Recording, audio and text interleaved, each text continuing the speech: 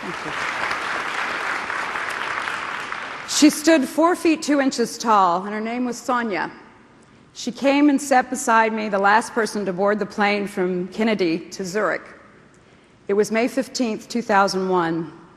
She settled in. We saw the movie Chocolate together. And I said, "What takes you to Zurich?" And she said, "I'm going to celebrate my 85th birthday with my sisters who are 92 and 94. And I said, "What's the best part about turning 85? And she said, "The best part is I don't care what people think of me anymore. I am doing the work I love to do as a candy striper, and I'm learning." She pulled out her Microsoft Network certificate and said, "Look, I'm learning technology." And then she looked at me and said, "Now what takes you to Zurich?" And I told her that I was going to open the first European coaching conference with the board of directors, and I explained what coaching was in my best ICF definition at the time. And she said to me, "Coaching is too harsh a word for what you do. What you do is guide people to their inner wisdom before they're 85 years old."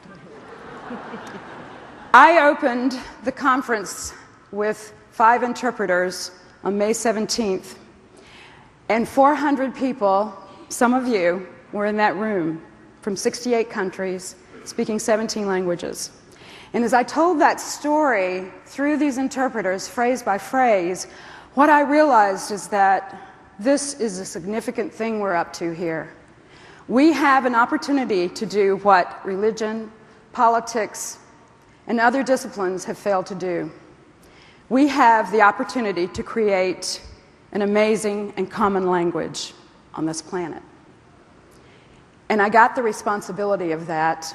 And I listened to the board meeting that afternoon, and as we had European conference members say to us, "We want our own office." And so we said, "Okay."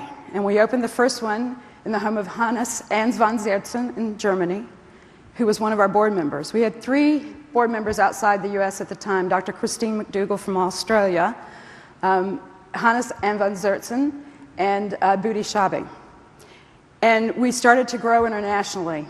So I traveled around the world and met chapter members. Chapter hosts, we were originally called. And then, as Babette said, on September 11th, the world changed. And we hosted that 24-hour phone call. And I heard again from people around the world, not only those who were mourning with us, but coaches and others who called into the line to say, "We better pay attention. We better listen." And so we tried our best to continue to listen to what was being called forth from us. Meg Wheatley, who was a renowned anthropologist, was our keynote opening speech at the conference in Chicago that year, and she said, "We're not making this up, people. Coaching is being called forth from us because this is our turn to serve the universe."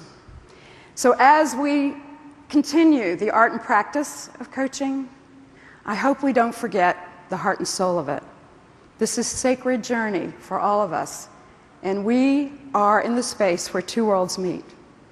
So let us be mindful of that as we continue our work. Coaching is in great hands, and I am not afraid for where we're going because we're not making this up.